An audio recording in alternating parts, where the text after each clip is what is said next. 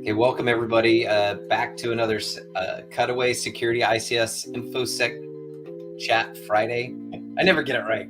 We'll be going live in a few minutes. We got about 4 minutes before we go live. Hopefully everybody is jumping on.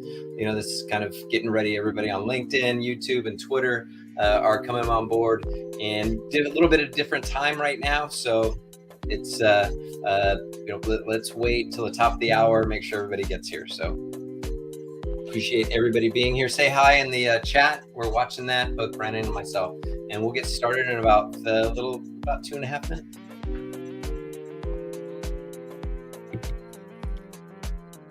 When you said you never get it right, I was thinking you don't even got the right day today, man. Do I not have the right day? I do have the right day. Oh, Wesley, welcome back, sir.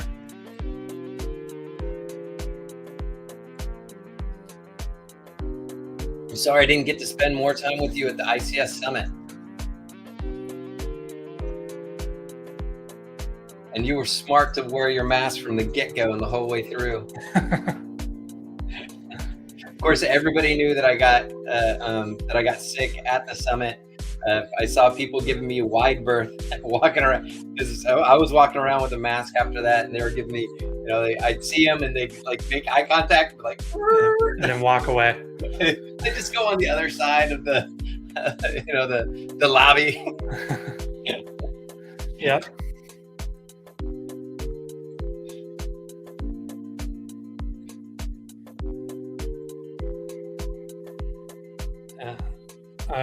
Sadly, I didn't make it over to Orlando for the summit. I live in Tampa, so it's only about an hour and a half away. But I had some family stuff going on that weekend. That leaving Friday morning to go to the summit for a day, and having my wife get the entire family out the door to a hotel packed, and to school, home from school packed for the hotel, and everything like that was a non-starter for my family. So, oh, absolutely, yeah.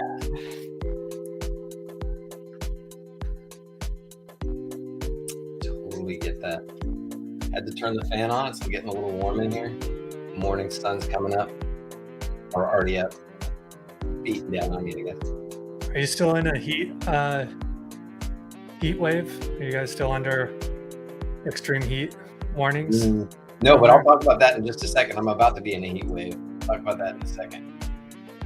As soon as we get started, I'll bring that up.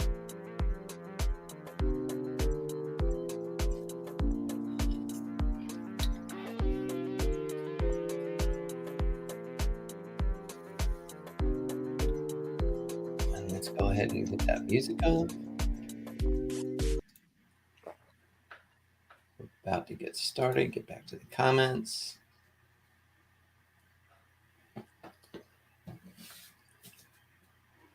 All right, so we're at the top of the hour. Welcome everybody that is joining us on LinkedIn, YouTube, Twitter. Welcome back to another Cutaway Security ICS Friday Infosec Chat. This is June 23rd, 2022. And we're joined by Brandon Workington of Sci-Fi Defense. He's back to kind of just talk to us about some of the subjects. So if you are joining us, we already have Wes saying hello. So please say hello. Let us know that you're out there. Let us know that where you're from, what industry you're in. Really hoping that all of you can share this with whether it's your friends in information security, or are on the control side in information security administration, operators, engineers. I'm really hoping that we can start pulling some of those people into our conversations a little bit more, get them on, just like Brandon here, get some of the implementers on, answer some questions, talk about some of the topics that concern them, and that's really what I'm hoping for, is the direction of this stream eventually, getting some of those implementers out there, whether you're doing the security or whether you're responding to the requests from security.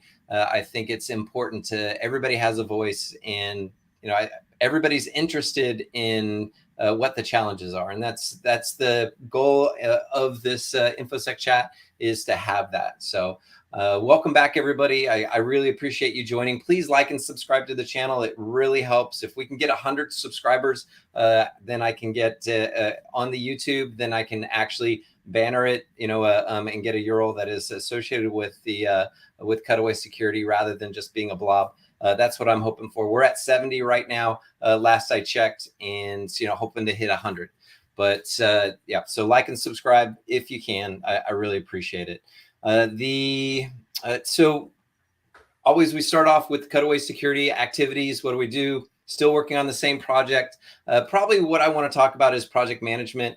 It's project management, especially for long projects. A lot of people dealing with remotely. It's really important to look at your project management skills and understand what works for you.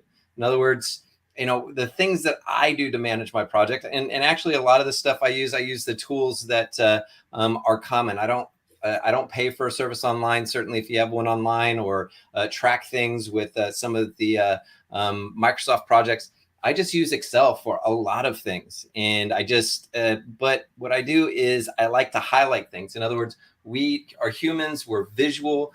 Some people aren't, necessarily visually stimulated to do certain things, but for any of my projects that I'm working on, I use highlighted things to help me track things. I use red, yellow, and green to determine whether or not what I need to focus on, and so forth.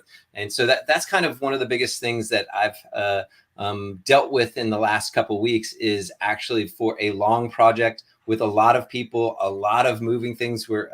It's not just a single document that we're working on. We're working on 8 categories, and each one of those 8 categories has 8 documents separately. So we have to track a lot of different things, a lot of different moving parts, people, providing input, because I'm not the only one working on this.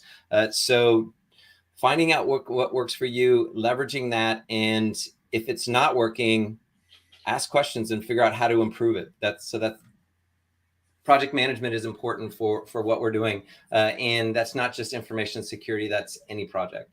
The other thing, actually, we're doing this on Thursday because tomorrow I'm flying out to Munich to do another SANS ICS 410 class. Really looking forward to this.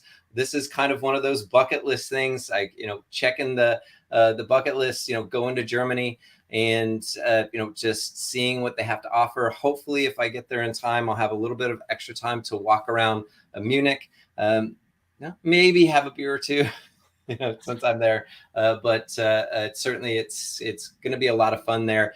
Brandon, you were talking about heat wave, and you were talking about weather. Just got the weather there. It is a heat wave there. It is over 100 degrees Fahrenheit on multiple days while I'm in Germany, which is not what I would expect going to Germany. So, Brandon, what did you work on this week? Anything that you want to talk, well, relate to everybody? the project management thing, especially. So right now I work with a end client as kind of a dedicated engineer for one of their tools. And we are in the process of kind of changing the ownership of who runs the tool from one team to another team at the client. And so it's a lot of documentation. So and making sure that when processes get passed over to somebody else who's going to take over them, there's things that I might be able to do in my sleep with the tool because I've been using it for years, but actually having that where somebody else is able to come in and take over that process is getting that to that state is more time consuming than actually doing things. So yeah, the handoff and stuff like that. It's the same thing. Same thing with my kids. It's like it takes longer for me to tell my kids to clean their room than it does for me to clean my kids' room and myself. But the payoff is in the long term that you put that time commitment in, and then it eventually the kids learn how to keep their room clean, and you get tasks that are well documented. Eventually, on the work side, you get tasks that are well documented. That if you get a new employee come in or something like that, they know where to go to find information, and right. They can rather than kind of the crawl, walk, run. All of a sudden, new employees are kind of at the walk, starting at the walk stage, maybe. So yeah, I know you go to I mean, you stay embedded. I think with if I understand your role, I do think you stay embedded with certain clients for a little while, but you do go from client to client. So do you find it challenging to move from a project management system to project management system to no project management system for another client? Is that kind of like a consulting challenge that Uh, you've identified? it can be. I really love the uh, larger larger clients usually have a project manager who's assigned to every project we're doing. If we're doing like a tool deployment or something like that, large clients will have somebody who does that. And a good project manager is worth their weight in golds to me, because I I am not always the most organized. I got a little bit of that ADD thing going on in my life, and uh, so I can get hyper focused, but then I can also let things. Uh, uh, when I'm hyper focused, I can sometimes other things drop the ball when you're juggling things and stuff like Yeah. that. And so So it's yeah. something I really focus on. My wife calls it executive function, because she works in the educational field and healthcare. Mhm. And so actually, my wife is an occupational therapist, and she's given me so many tools for how to help do that. I didn't know what executive functioning was until I knew my wife. So. Well, there you go. Yeah, that's actually, so when I start thinking about the relationship between, or the differences between the corporate environment, and its differences and similarities, excuse me, similarities. And project management is one of those things. It's when, as information security professionals, when we're coming from the corporate side over to the OT side, we have that disconnect about the process, not understanding the process.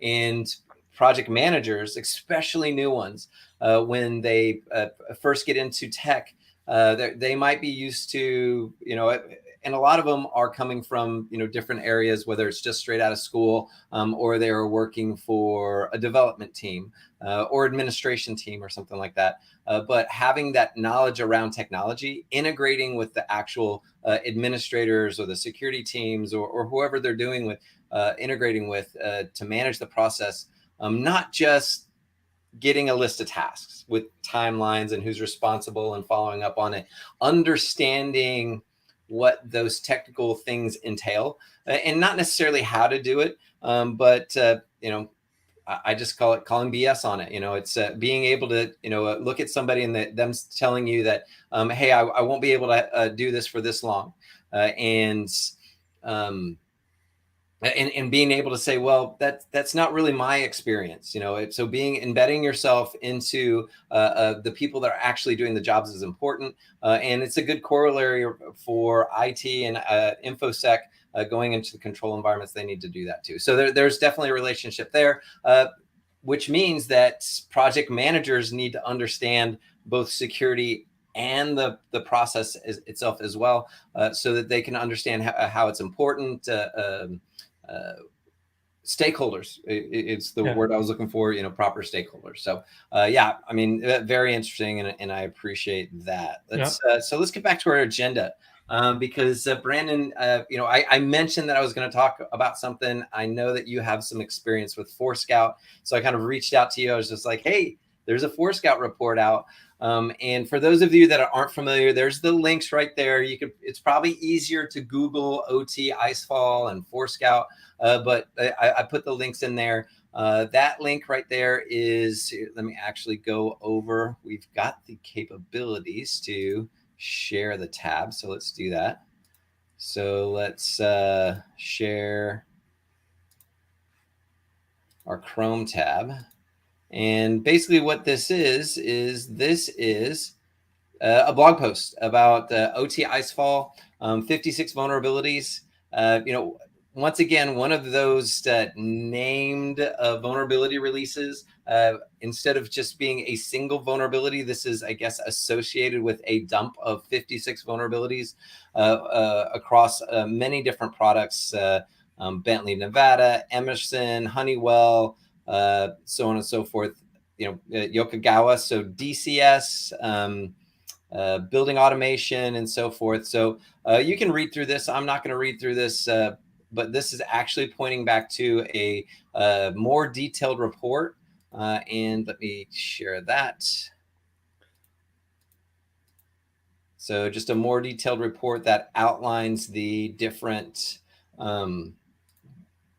vulnerabilities. And, I mean, the vulnerabilities that are outlined are things that cause a lot of stir in the media, meaning that, hey, here's this product. This is controlling things. This is used in critical infrastructure. This is used in gas and oil, utilities, distribution, but food and beverage, anything you can think of, these things are out there and they're extremely vulnerable. Authentication bypass, plain text credentials. Oh my gosh, the world's coming to an end.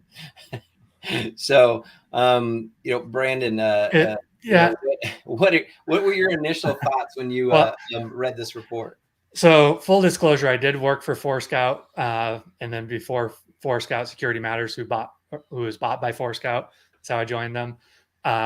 And I haven't worked there for a couple of years now, but they did pay me for quite a while. And but were you working with the research team, or were you working? No, I was a sales engineer. So I was a technical sales engineer, among other things. I was there long enough that I did pre-sales, post-sales, training, all kinds of stuff. So I was there a long time. Still have a bunch of friends there, but just want to get that out. Oh, absolutely. But I thought the report was really well put together. What I really loved about the Icefall report was the way it kind of referenced and called back to Project Basecamp. And I was telling you before the meeting, S4 conference earlier this year in Miami, had a talk by Reed Whiteman, who, when he was at Digital Bond, was heavily involved in the Project Basecamp, which was kind of a similar thing, where rather than looking at a product, they tried to find kind of generic. They said this insecure by design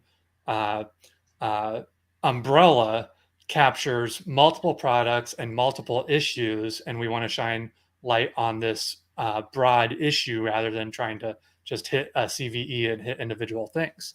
Yeah, we'll go back. Just going back to the slides real quick. I did put the original. So the S4 videos from this year are going up slowly. So eventually they'll the S4 events. We'll put that up there, but you can go and find the original talk around Project Basecamp by Digital Bond on the S4 channel. I put the YouTube link in there right there. So you can go see what the original product was, or the original research was. And they talk about the different projects. And they come out with what Brandon was talking about, which was that insecurity by design, the systemic issues that are associated with these things. Thinking along those lines, Brandon, I kind of, my thoughts go back to, I really like the Project Basecamp. It really helped people understand that systemic issue around the devices, the vendor attitudes, the integrators' attitudes, and even the owners and operators' attitudes around the implementation of these things, and thereby not thinking that nobody would understand these technologies and how to communicate with them, just connecting them to the internet, when they started having that connectivity internally. And so that's the first, at least that research started people talking along those lines about, hey, this is an issue, and we need to manage that much, much better within the organizations. But still, this is, in my mind, at the process level. So we've matured, at least in our understanding. And, we've, like I said, we've had 10 years of that. There's still people making suboptimal choices, bad choices, but at the same time, at least they've, the industry has moved forward with that systemic problem. If you have any questions and thoughts on this, if you've read the report, Brandon and I are watching the comments. So, if you're on LinkedIn or you're on YouTube, you can just post a question in the comments. We'll be happy to address anything while we're going through this. We are monitoring for that. So, what are your thoughts on the insecurity by design with the current effect that it's having as outlined by the report? Yeah, I think it's the whole big discussion is an important discussion. It's the difference between trying to solve things tactically or piecemeal and trying to solve things strategically at a high level. And the more we can move discussions to that strategic side, the better it is in solving most problems or many problems. I mean, is this not just like crying wolf? It's like, okay, this has already been said. We already understand this. We're starting to address this maybe slower than we wanted.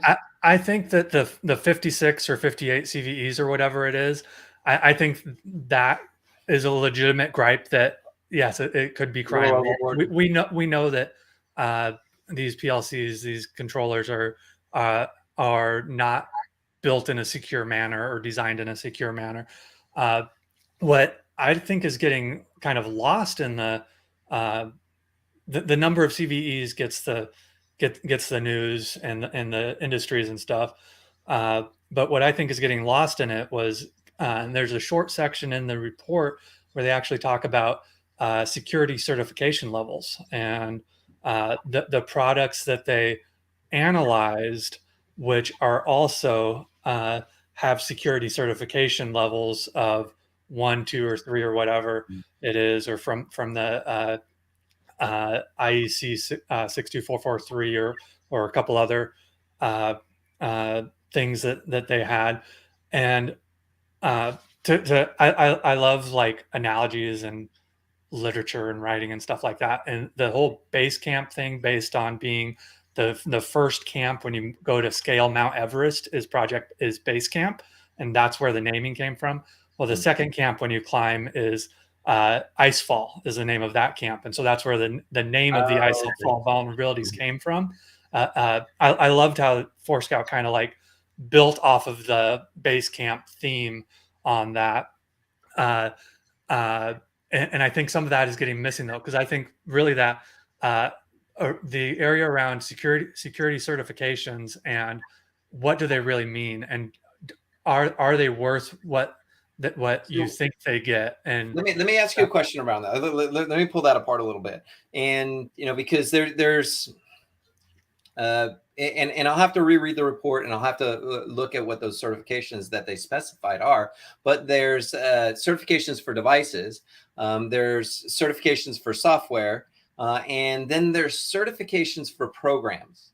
Okay, so do you have any information about whether the certifications that we're calling out were associated with the development programs that are associated with hardware design and protocol design and software design, or is it about the specific product? Were more about the product, the 62443, IEC 62443 component certification. Yeah, the component certification. I'll have to go back. That's a good question. I'll have to go back and look at it again as well and see what it how else that worked, because there were other ones. The 62443 is one is a component one is the one I'm most familiar with, and so that's why kind of that stuck in my brain, I think.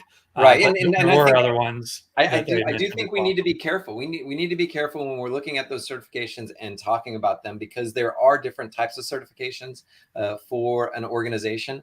And while even what I think a lot of people don't realize and about embedded products, both the hardware, this and the software and the architecture that's supporting it, is that these things, are 10 years in the making. I mean, just the circuit boards alone, for a product that's coming out today, we're probably probably delivered from the circuit board manufacturer like 3 years ago, and then they're getting put into the product, and therefore the components that are supporting it are all 3 years old. So they might not have the security considerations around it, or might not have the size of memory or CPU for processing that are required for some of the secure designs, especially around encryption. And so certainly if the program is certified to make secure choices, then they can only do that going forward with brand new projects. And they can certainly take into consideration, and hopefully for the Sbombs, the software bill of materials, they're addressing some of that in their code reviews, both automated and manual, so that they're reducing some of those vulnerabilities. I think it does take more analysis into the actual products, where they were at in their development lifecycle, and whether the certification was for the actual product or for the actual program. Yeah, that's interesting, and I think that Sbombs are a big push from the government right now, and industry. I mean, there's multiple startups just focused on Sbombs for industrial control systems. I mean, it's a pretty big, pretty hot topic right now, that this kind of ties into as well. I like that point. And but that, yeah, I think you're right that the I think industry knows that security, and when I say industry, I don't mean the ICS security industry. I mean critical manufacturing, critical infrastructure. I think the industry knows that security is important now. I think most people know that and care about that. Translating that, knowing that it's an issue and knowing the best way to address that issue uh, is a lot more difficult. And so that may be that I think that may be where we came from 10 years ago when Project Basecamp came out to where we are now. That I was not involved in the industry 10 years ago, so I don't have lived experience on it, but I, I think that that may be kind of where we came from. No visibility of the issue 10 years ago with Basecamp helped to draw that attention to it, with things like putting their modules in Metasploit and stuff like that, bringing more eyes to the issue. That now we can mature as an industry to where we are, rather than saying let's buy a product and then we're secure. We're able to kind of do those systemic things and focus on systemic issues. I think that's a if the next 10 years, if we can make, if that's the outcome of the next 10 years, then I think we'll be in a much better place 10 years from now than we are now. Right, and that's why I feel that this this type of research, these types of reports, I'm 100% behind what the ForeScout team did. Certainly we can think of ways that we would prefer it to have been presented, especially because of the media that's going around there. But that's all marketing. That's what drives the research. That's what funds the research. So that they're making certain choices around there. It also gets the response. Doing marketing well gets the response from operators and owners. Start asking questions, which eventually gets back to the vendors. So I approve of the whole report and the direction. But I do like to we do need to, as industry experts, look at this and provide some helpful guidance. Part of the goal about having this conversation is so that we can put this information out there, and that leads to improves conversations with executive management that are doing these things.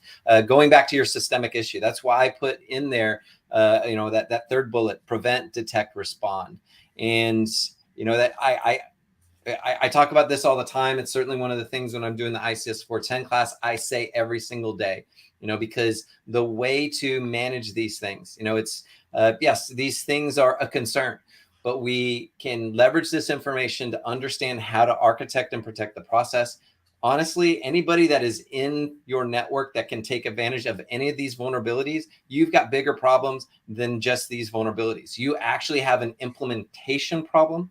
Okay, it's an architecture, it's a systemic thing that you should be concentrating on, not just these specific vulnerabilities. Certainly the vendors need to look at this, and they should be providing compensating controls where they can, but they also should be putting out guidance around the correct configuration for the areas that these devices are deployed in, and what is necessary for communications, what can be blocked, so to speak, what can be turned off, hardening guides, so that there's a lot of the services, the management interfaces that are on all of these devices that can just be turned off. The web management interface might have a vulnerability and a bypass, firmware upgrade. I've seen devices, and I'm sure that there's maybe at least one or two on this list where when you use the vendor's software, management software, to do the upgrades and stuff like that, it means that you don't need to use the web management interface,